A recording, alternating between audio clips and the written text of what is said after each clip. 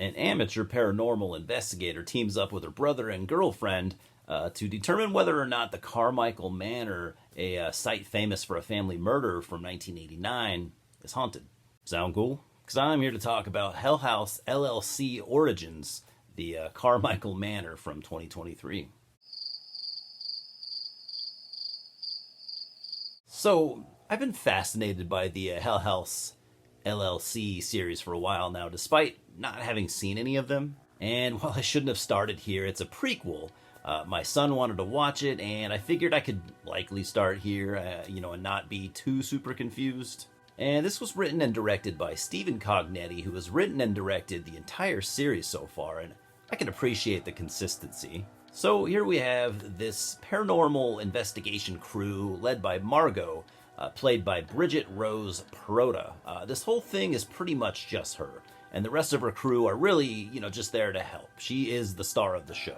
And she loves what she does, even though, it's more of a passion project than a, full-time career. Upon discovering a cold case from back in 1989 in which a family was mysteriously murdered, Margot is interested in digging into this incident. She has never found anything supernatural so far in any of the cases she's looked into, but she still enjoys the process.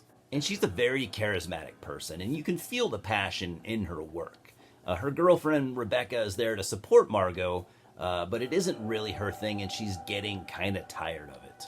Margot's brother, Chase, is also just there to help, and he's the cameraman on the project. There is some camera footage from the 1989 incident, but that's all they really have to go by, other than, whatever local info there is. And this is not a spoiler, since it, happens pretty much right at the beginning of the movie, but Margot and her crew do not survive the 4-day investigation of the Carmichael Manor. And whatever it is that happens to them, it's pretty gruesome. So this is the 4th installment of the Hell House series, and it is a Shudder original film, unlike the previous 3. The critical reception was actually mostly quite positive from what I've seen, and I was kind of surprised to learn that. However, some critics thought it could have been better had it not been in the found footage style.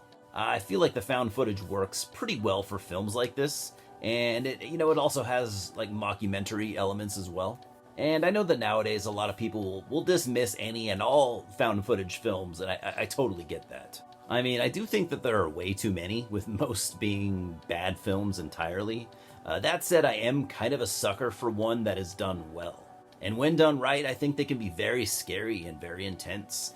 See masterful films like The Blair Witch Project. I will defend that one to the death, by the way. Lake Mungo and The House is October Built. And this is done fairly well. The cinematography and acting are both at least average, and everything works pretty well. That said, I wasn't overly impressed. I liked it well enough to still want to see more, from this series, but just barely. Pretty close call, I'd say. While everything here is competent, I just wasn't engaged for like a good portion of the runtime. The structuring and pacing, pretty good, so I didn't find myself bored necessarily. I just found it, hard to remain interested.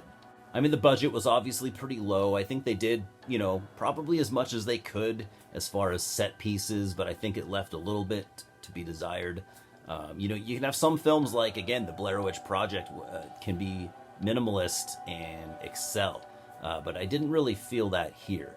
The characters were decently likable, but not really all that interesting, despite Margot, having her fair share of charisma. Another issue I had was the same issue I have with a lot of found footage films, is that they're often just too goddamn predictable. If you want to watch one that isn't predictable at all, check out The Taking of Deborah Logan. I forgot to mention that one. This movie, though, sure, I found myself creeped out during a few scenes. They were few and far between, and it didn't really have the tension, that would keep me there. I didn't feel threatened or claustrophobic like a good found footage film can do, minus a few scenes, like I said. Overall, I found it to be a bit overrated. Fans of found footage and paranormal investigation, type movies might like this, but I can't really recommend it. I'm giving this a 5 out of 10. Cheers, guys.